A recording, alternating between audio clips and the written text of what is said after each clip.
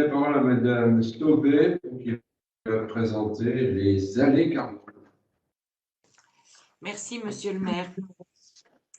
Comme vous le savez, afin d'adapter nos villes au changement climatique et améliorer la vie des Franciliens, la région Île-de-France encourage la réalisation d'îlots de fraîcheur.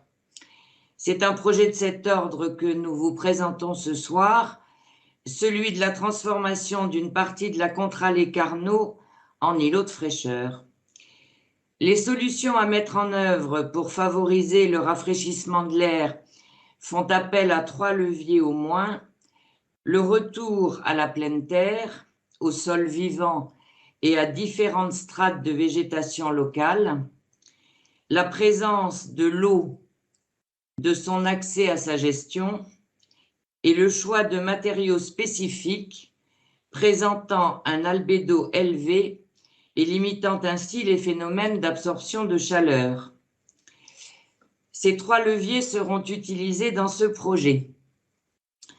L'implantation retenue entre la rue Le Bouvier et l'avenue de la République correspond à une zone de passage très fréquentée qui dessert la Villa Saint-Cyr, des maisons de retraite, une école, un square, l'université Paris 1, la médiathèque, le conservatoire, l'église, la mairie et ses services, et qui conduit vers le marché et les commerces du centre-ville, vers les arrêts de bus et le RER, dans l'axe de la place de la Gare et de la rue piétonne.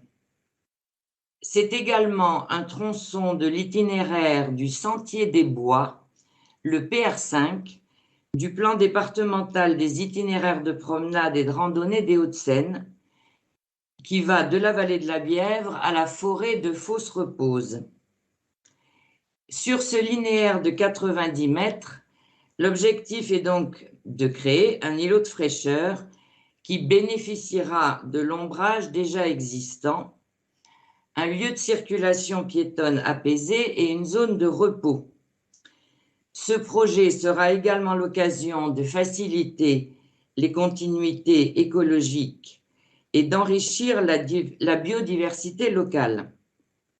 En association avec le syndicat mixte du bassin versant de la Bièvre, il permettra également d'améliorer la gestion des eaux pluviales par leur infiltration directe dans le sol via 2 noues créés de chaque côté de l'allée centrale, laquelle sera très légèrement bombée.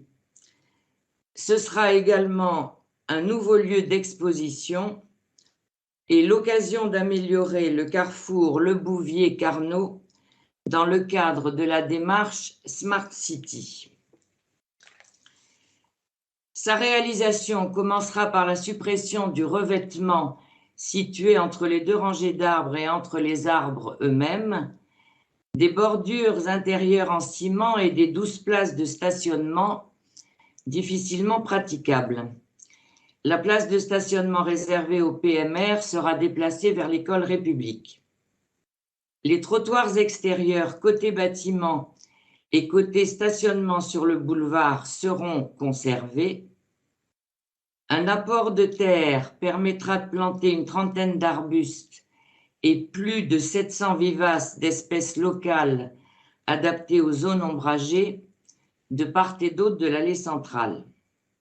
Cette allée centrale sera perméable, revêtue de pavés clairs à joints végétalisés, donc moins conducteur de chaleur. Enfin, 3 bancs qui étaient autrefois rue René Requel seront réutilisés et un brumisateur installé dans le square Carnot. À terme, je veux bien la slide suivante, s'il vous plaît. À terme, les habitants bénéficieront donc d'un îlot de chaleur par temps chaud, d'une circulation apaisée pour tous, notamment les enfants d'âge scolaire et leurs parents. Le projet a d'ailleurs été présenté et approuvé par le conseil d'école République, auquel il a été présenté le 21 octobre dernier. C'est un projet transverse qui a été élaboré en coordination avec le maire adjoint à la culture, M. Philippe Ancelin, pour qu'un nouveau lieu d'exposition plus étendu que l'actuel soit créé sur les grilles de clôture disponibles, et également en lien avec le maire adjoint aux mobilités et au numérique, Monsieur Cédric Nicolas, puisqu'un réaménagement de la traversée au droit du conservatoire avec modification du profil des trottoirs. On peut peut-être avoir la slide suivante qui permet de mieux le voir.